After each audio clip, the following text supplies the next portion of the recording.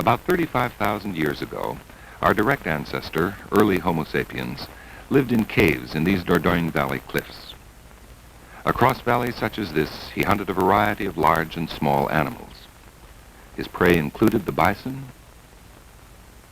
the woolly mammoth, the horse, the wild ox, and reindeer.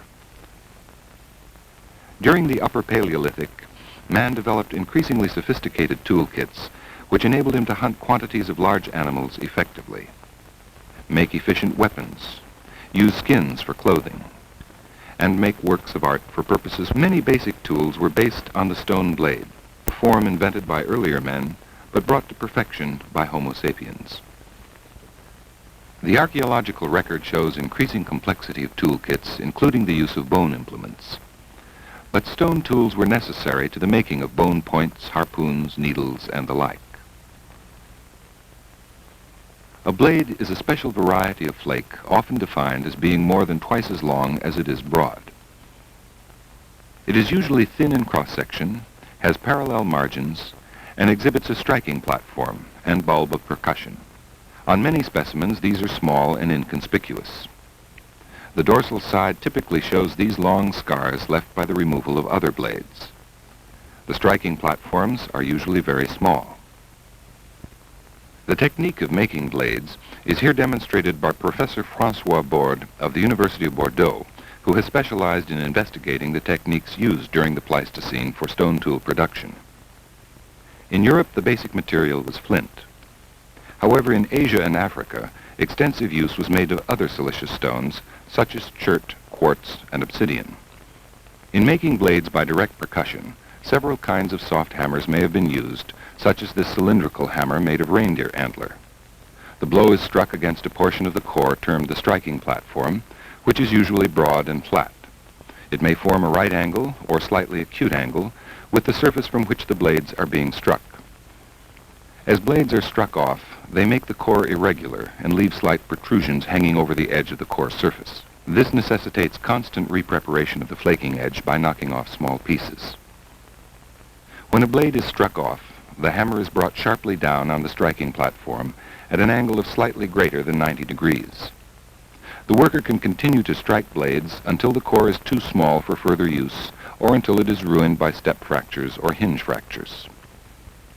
The technique requires precise muscular control. The blades produced were sometimes used without alteration, but archaeologists tend to concentrate on those pieces which were retouched to form various kinds of tools. These are the tools used in preparing blades by the punch technique. The angle between the striking platform and the surface from which the blades are struck must be obtuse, that is, slightly more than 90 degrees. When obsidian is used, the striking platform must be ground by roughing it up to avoid slippage of the punch. Core preparation was probably done with a hammer stone and ground with stones of varying degrees of roughness. The angle between the punch and the surface of the core is slightly less than 90 degrees.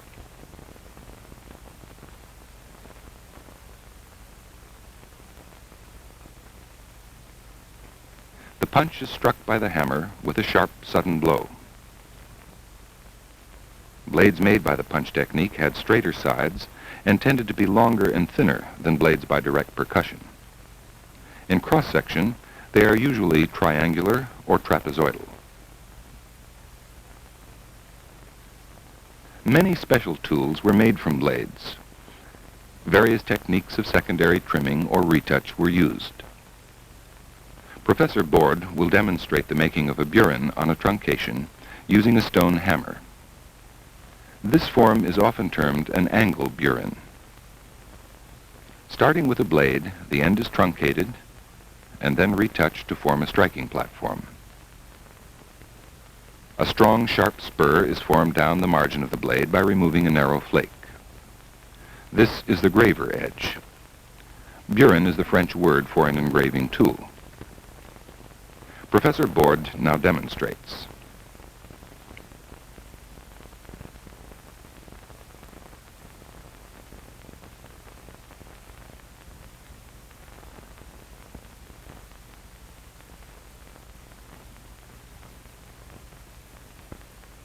The resulting tool shows the truncation and the burin facet.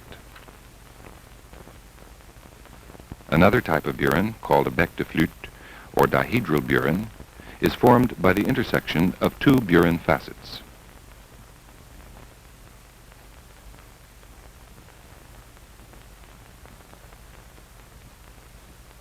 The preparation of the striking platform can be done by direct percussion.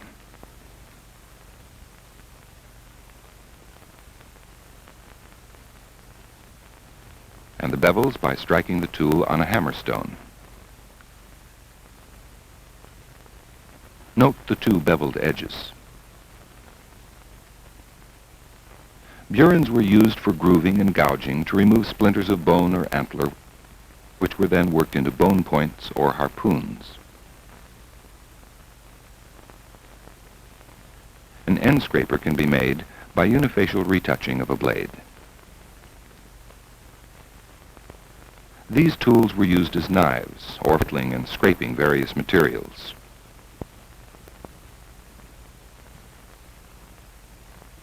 A blade can also be retouched to form a boring tool.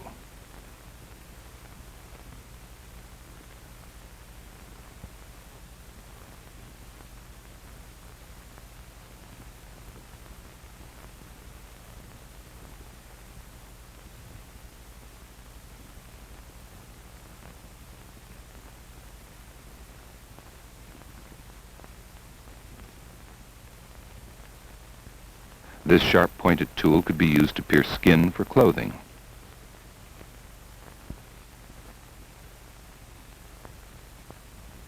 Another common form was the backed blade.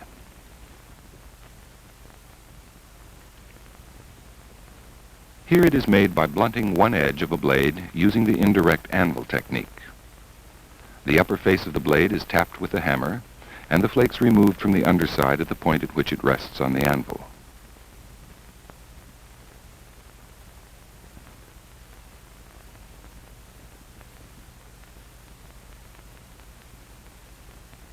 This produces a multipurpose tool, which may be used for cutting, piercing, or smoothing a surface. The manufacture of blades, and tools made from blades, continued to be a major technique throughout the Upper Paleolithic and into the Mesolithic period. Toward the end of the Paleolithic, many stone tool kits tended to be dominated by various forms of small backed blades called microliths. These small tools formed the working parts of a variety of piercing or cutting tools. One technique of making microliths from longer blades involved what is known as the microburin technique. A blade is placed on an anvil and a semicircular notch is chipped with a hammerstone.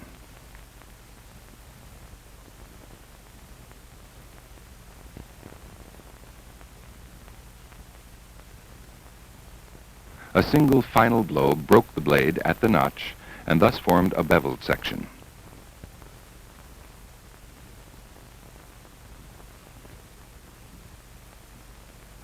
The microlith was then worked into any of several different geometric shapes.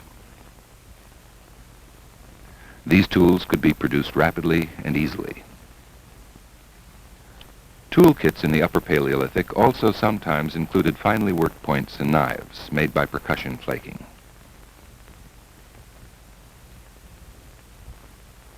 Starting with a large flake and working with cylindrical hammers, Professor Bordes demonstrates a method of making a laurel leaf point similar to those found in many sites of the Upper Paleolithic Solutrean culture in France.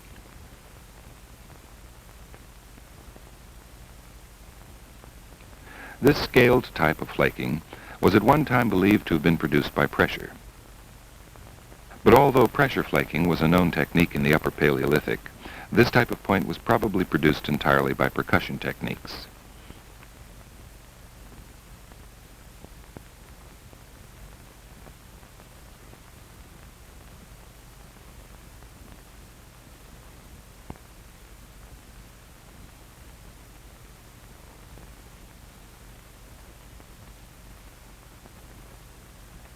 These laurel leaf points were used as spear or dart points, or as knives. Upper Paleolithic man developed percussion techniques of preparing tools from blades to a fine art. At the same time, he was perfecting pressure flaking techniques which spread throughout the inhabited parts of the world. These techniques were refined and developed in the New World.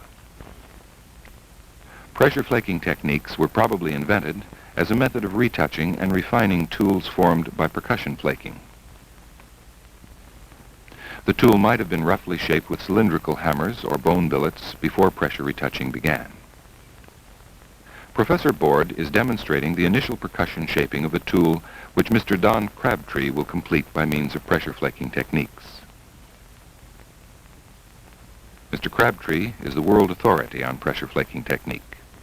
The invention of pressure flaking enabled man to develop delicate and elaborate tools and greatly increase his efficiency not only as a hunter, but later as an agriculturalist and an artisan. Pressure retouching gives the tool the desired shape, thins it in cross-section, and produces a tough, durable cutting edge. Mr. Crabtree first prepares a striking platform by trimming off small pieces. He then presses directly down on the striking platform and removes a flake from the surface of the tool. The flakes pressed off are small and thin and vary in length, depending on the technique used. Pressure flake tools exhibit a variety of scar patterns. In this tool, some of the scars extend clear across the surface, and others do not. Note the concentric ripples in the scars. As he presses off flakes, Mr. Crabtree braces his hand against his knee and exerts pressure with his forearm, upper arm, and shoulder. He also pushes with his other knee. One type of retouch is called collateral flaking. Flakes are removed from each side, leaving a perceptible ridge in the middle.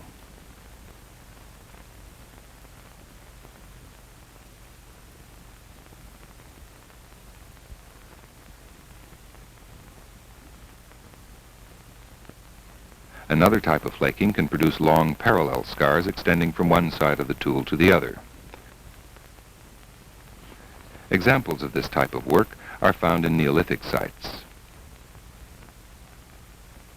These finely worked ceremonial knives are found in Egyptian sites. The flakes removed are long and thin in cross-section. Paleo-Indian craftsmen, like their recent descendants, protected their hands by using pads of leather. This is a typical flake and flake scar produced by the parallel type of flaking. Pressure-flaked points were frequently made from fragments or chips of stone. Many such chips could have been struck from a core and saved for later retouching by pressure flaking.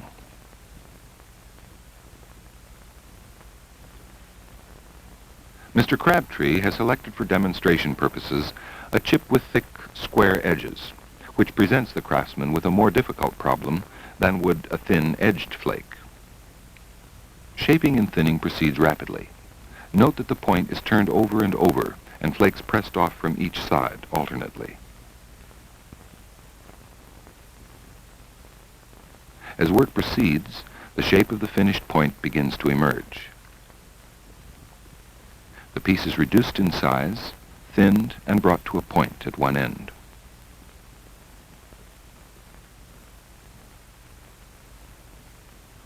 When the point has the desired shape, Mr. Crabtree prepares a uniform striking platform by rubbing the edge with a rough stone.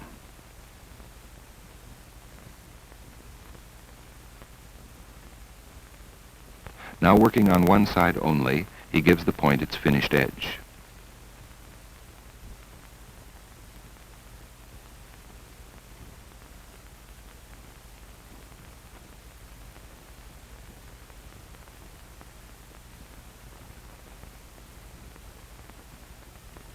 The earliest accurately dated stone tools in the New World come from such sites as Clovis and Folsom.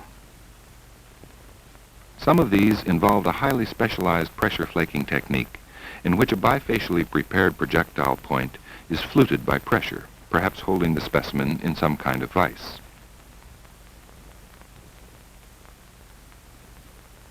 Mr. Crabtree is preparing a striking platform which will enable him to flute a Folsom point by removing a single flake from each side. The fluting thinned the tool and aided in hafting. From left to right, successive stages of preparation of the point. The specimen on the right is ready for the final flaking. Mr. Crabtree's demonstration is done with a copper-pointed chest punch. The blank is held in a carpenter's vise. The point of the tool is positioned precisely and considerable pressure applied swiftly and sharply. Fulsome craftsmen may have held the points in a split log or some other device. A long, thin flake is removed from the point by this pressure. Bone-pointed chest punches have been found in North American sites. 3 stages of the fulsome point. The finished point in the foreground, ready for hafting. Later craftsmen developed other methods of hafting. Mr. Crabtree is notching a point. This will provide means of binding the point with a fiber or leather thong to an arrow. Mr. Crabtree uses a copper tool. He presses it at right angles to the point with a crushing action. Note that pressure is applied with both hands and that considerable force is applied.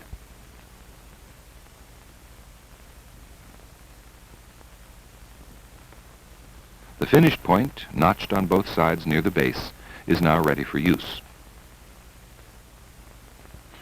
A related technique was used for serrating edges of tools.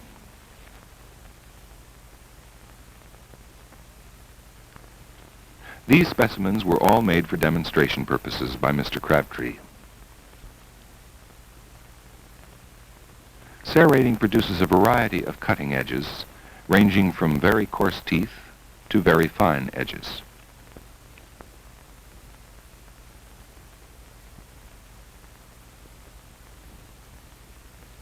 One technique involves pressure at right angles to the tool with a thin fabricator. This method crushes out small flakes and leaves a tough, finely toothed edge. This edge was highly effective for cutting, much like a modern saw.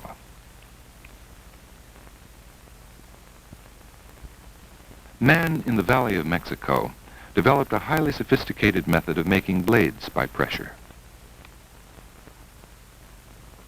The technique requires a specially prepared core of obsidian, chert, flint, or other silicious stone. A method of holding the core firmly was also required. Mr. Crabtree uses a carpenter's vise with lead to prevent crushing the core. Valley of Mexico craftsmen probably used a wooden device of some sort.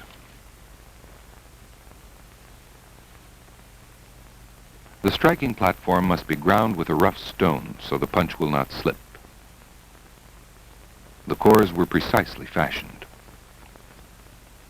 The chest punch is positioned at right angles to the flat surface of the striking platform.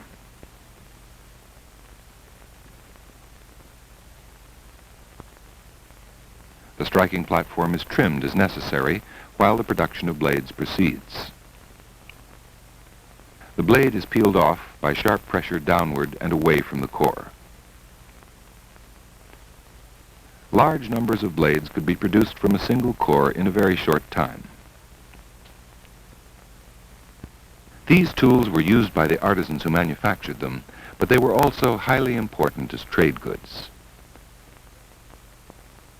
The blade is long and thin and has a sharper cutting edge than anything else man has ever been able to devise.